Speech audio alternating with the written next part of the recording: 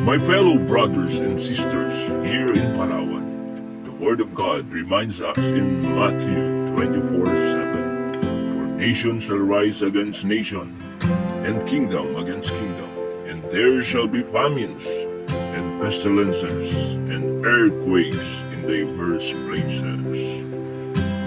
Now is the time to open your heart, to accept Jesus Christ as your Lord and Savior, and to walk in faith and obedience. Let us turn away from sin and turn toward God before it's too late. Palawan, let us stand firm in the Lord. Prepare for the magnitude 5. For remember, Jesus will we find peace that no earthquake can shake, and salvation that no storm can destroy. May God bless and protect the people of Palawan.